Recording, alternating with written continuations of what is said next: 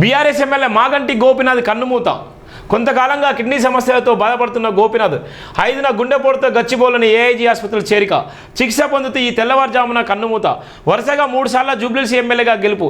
ఎన్టీఆర్ స్ఫూర్తితో టీడీపీతో రాజకీయ ప్రస్థానం ప్రారంభించిన నేపథ్యంలో అలుపెరిగారని పోరాట యోధుడు, మంచి మాటకు మాటకారి జూబ్లీహిల్స్ ఎమ్మెల్యే, ఎంతోమంది సెలబ్రిటీలు ఉండేటువంటి జూబ్లీహిల్స్ శాసనసభ్యుడిగా 3 సార్ల ఐట్రిక్ సాధించినటువంటి మేధావి మాగంటి గోపీనాథ్ ఎమ్మెల్యే గారు. చాలా మంచి వ్యక్తిత్వం కలిగినటువంటి వ్యక్తి. ఎప్పుడు మాట్లాడినా కూడా ఆత్మీయంగా పలకరించినటువంటి మాగంటి గోపీనాథ్ గారు ఇప్పుడు ఆయన 5:45 ఏఐజీ హాస్పిటల్లో ఆయన మృతి చెందినటువంటి వార్త మనందరూ తెలిసిందే. ఇప్పటికి గతంలో కూడా ఆయన చనిపోయినటువంటి అనేకమైన రూమర్స్ వచ్చాయి. కానీ ఈరోజు ఆయన తెల్లవారుజామున ఏఐజీ హాస్పిటల్లో 5:45 ఆయన మృతి చెందినటువంటి పరిస్థితి మనందరికీ తెలిసిందే. దానికి సంబంధించిన ప్రధానంగా కూడా ఏం జరుగుతుంది, మరి బీఆర్ఎస్ ఏ విధంగా స్టాండ్ తీసుకుంటుంది, కాంగ్రెస్ పార్టీ ఏ విధంగా స్టాండ్ తీసుకుంటుంది, వానే ప్రస్థానం ఏ విధంగా ఉంటుంది, లేకపోతే అక్కడ ఉప ఎన్నిక జరుగుతుందా, లేకపోతే అది వాళ్ళ కుటుంబ సభ్యులకే కేటాయించేటువంటి నేపథ్యం ఉందా,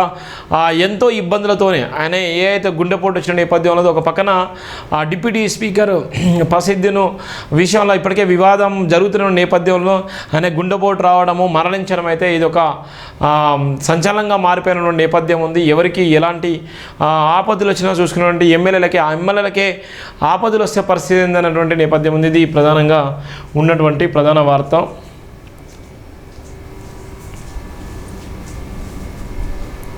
ఇది జైబీన్ దినపత్రికలో ఉన్నటువంటి ప్రధానమైనటువంటి వార్త. దయచేసి ప్రతి ఒక్కరు కూడా జైబీన్ ఛానల్ సబ్స్క్రైబ్ చేసుకోండి, షేర్ చేయండి, విలువైన కామెంట్ చేయండి. Thank you so much. జైబీన్ కొత్త మంత్రులకు ముందస్తుగా శుభాకాంక్షలు.